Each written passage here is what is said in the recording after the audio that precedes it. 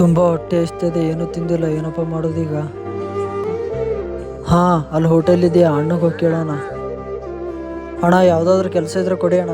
ಕೆಲಸ ಇಲ್ಲ, ಏನೂ ಇಲ್ಲ, ಹೋಗಯ್ಯ. ಅಣ್ಣ, 2 ದಿನದಿಂದ ಏನೂ ತಿಂದಿಲ್ಲ, ತುಂಬ ಹೊಟ್ಟೆ ಎಷ್ಟಿದೆ. ಏನಾದರೂ ಕೆಲಸ ಇದ್ರೆ ಕೊಡಿ ಅಣ್ಣ. ನೋಡಿ ಅಣ್ಣ, ನೀವು ಯಾವ ಕೆಲಸ ಕೊಟ್ರು ಮಾಡ್ತೀನಿ. ಕೆಲಸ ಏನೋ ಕೊಡ್ತೀನಿ, ಆದ್ರೆ ಸ್ಯಾಲ್ರಿ ಕೊಡೋದಾಗಲ್ಲ ನೋಡು. ಒಂದು ಹೊತ್ತು ಊಟ ಕೊಡಿ ಅಣ್ಣ, ಸಾಕು. ಸರಿ, ಹೋಗಿ ಕೆಲಸ ಮಾಡೋಗು.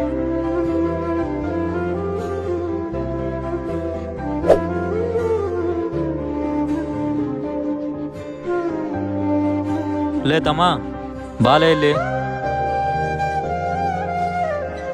ಏನಣ್ಣ ಕರೆದ್ರಿ? ತಮ್ಮ, ನಿನ್ ನಿಯತ್ ನನ್ಗೆ ಇಷ್ಟ ಆಯ್ತು. ನೀನ್ ದುಡ್ಗೋಸ್ಕರ ಕೆಲಸ ಮಾಡೋನಲ್ಲ, ನೀನ್ ಹಸಿವಿನಿಂದ ಕೆಲಸ ಮಾಡ್ತಿದ್ಯಾ ಅಂತ ಗೊತ್ತಾಯ್ತು.